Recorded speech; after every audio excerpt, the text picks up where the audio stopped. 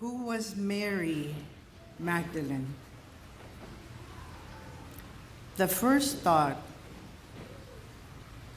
of many today is perhaps that Mary Magdalene was a repentant prostitute. But was she? Until the 3rd century, Mary was considered and revered as an apostle.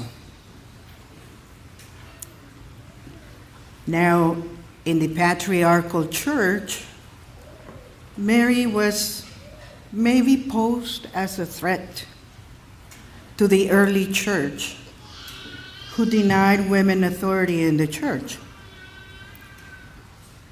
And the easiest way to eliminate Mary's importance was probably to cast defamation on her moral character.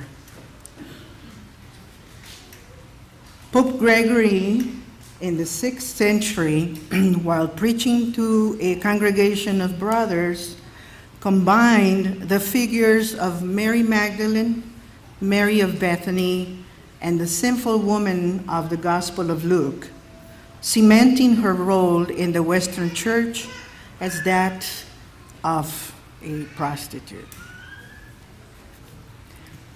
As a woman religious, I have always looked up to Mary Magdalene in her following of Jesus and being the faithful first carrier of the good news. This is the only reason why I accepted Father Harry's invitation to share a reflection on her today. He might be sorry and he might not invite me ever again. But here it goes. After reading many theologians, I have found this out.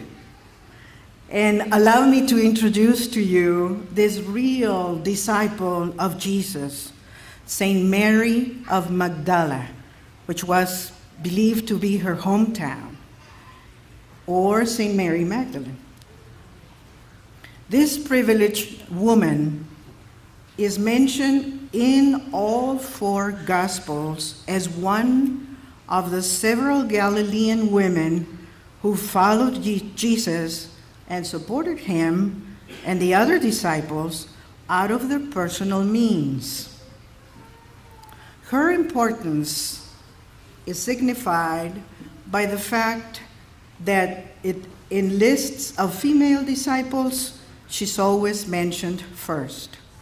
And the only other woman that is mentioned more times in the gospel, that is mentioned more times than Mary Magdalene, is Mary, the mother of Jesus.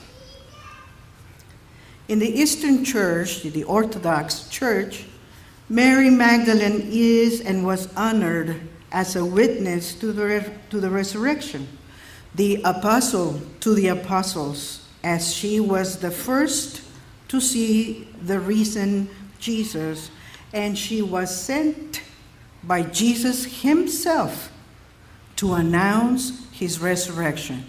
That's probably what she's doing on this beautiful icon.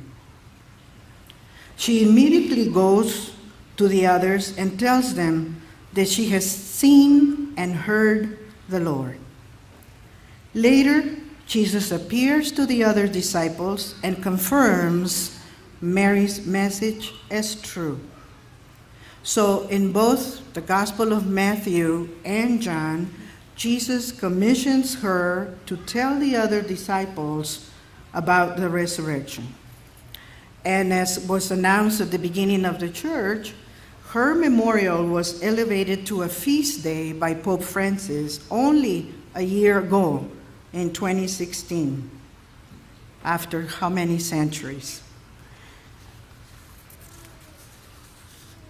And that is outstanding because only the saints, the church celebrates saints, a feast day for saints, but it's only the apostles or those saints that have a relevant place in our faith.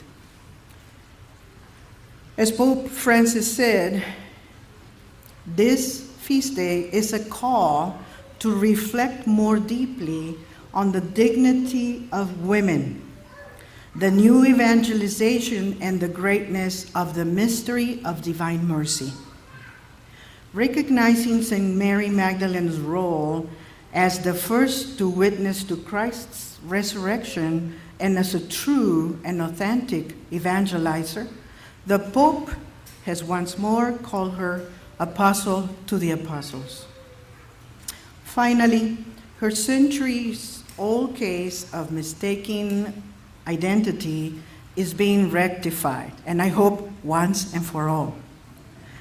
Now that scripture scholars have set straight the myth that she was the contrite sinner who wiped Jesus' feet in her tears, her true biblical portrait is being resurrected.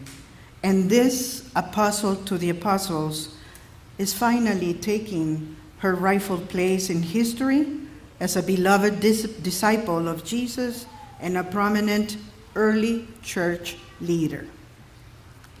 Will this affect women's status in society and in the church?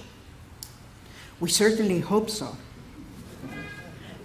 It's taking place, very slowly, but it's taking place.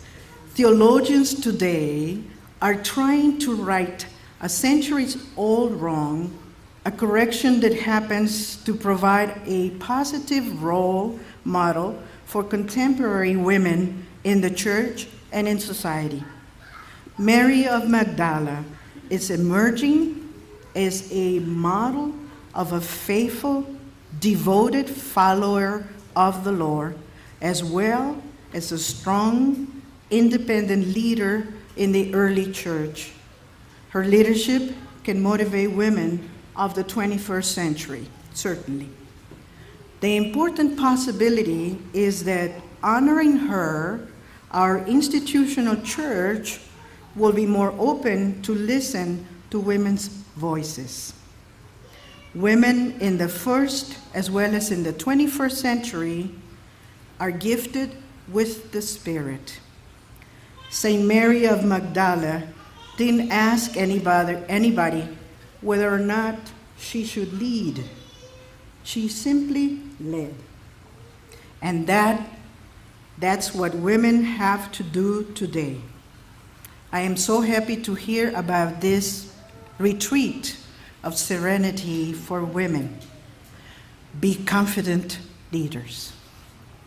Thank you.